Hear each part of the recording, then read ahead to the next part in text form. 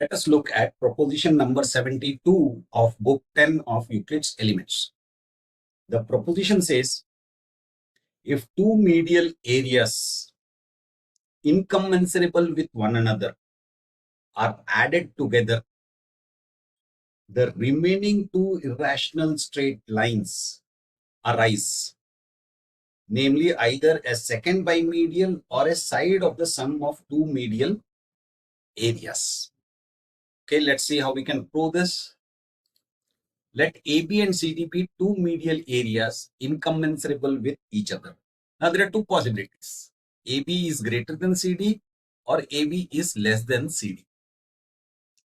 So let's take the first case. Let AB be greater than CD. Set out a rational straight line EF. Apply to EF a parallelogram EG equal to AB. A breadth EH is produced. Similarly, apply to HG a parallelogram HI equal to CD. So a breadth HK is produced. AB and CD are medial, so which implies EG and HI are also medial, which implies that EH and HK are rational and incommensurable in length with EF. Since AB is incommensurable with CD, that means EG is incommensurable with HI.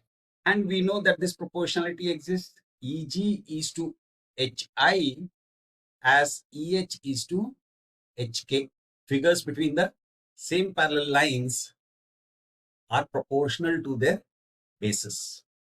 Now, because this proportionality exists, and we have seen EG is incommensurable with HI, that means EH is incommensurable in length with HK.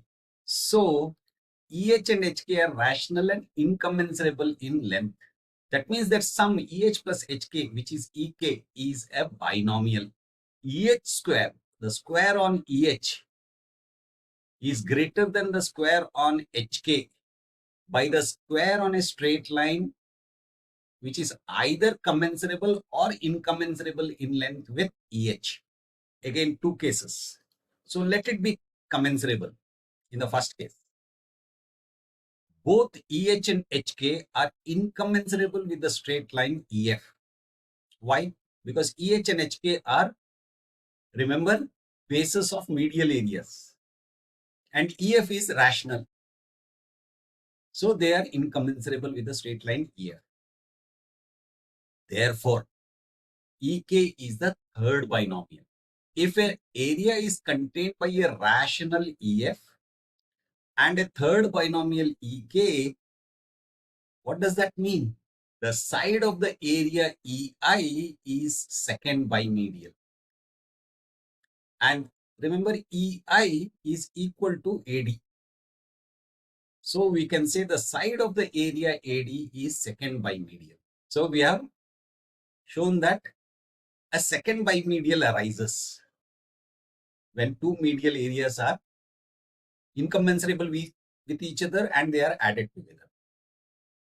Now let's look at the next case. Let it be incommensurable. If they are incommensurable, both EH and HK are incommensurable with the straight line EF. That means EK is sixth binomial.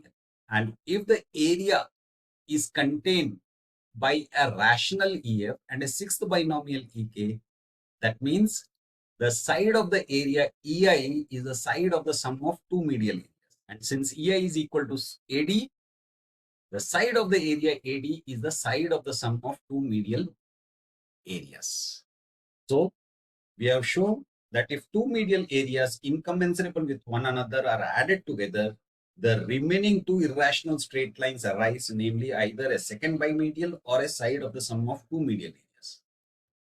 The other four we had shown in the previous proposition. At the end of this proposition, Euclid also gives some additional information.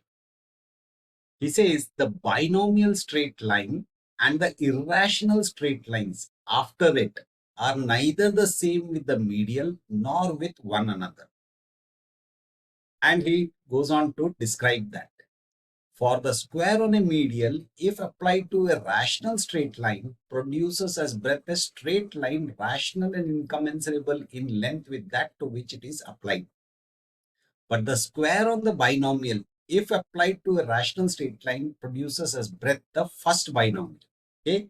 Then he says the square on the first bimedial, if applied to a rational straight line, produces as breadth the second binomial.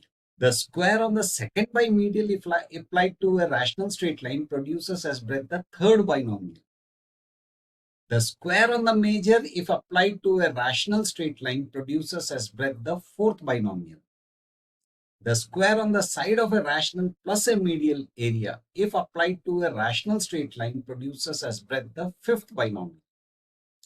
The square on the side of the sum of two medial areas, if applied to a rational straight line, produces as breadth the sixth binomial. And the said breadths differ both from the first and from one another. From the first because it is rational, and from one another because they are not the same in order. So that the irrational straight lines themselves also differ from one another. So that is, you can say, a summary of many of the previous propositions. That is proposition number 72 of book 10 of Euclid's Elements. Again, let me remind you, there is a link to a PDF book which describes all these propositions in detail. Please feel free to download it, refer to it.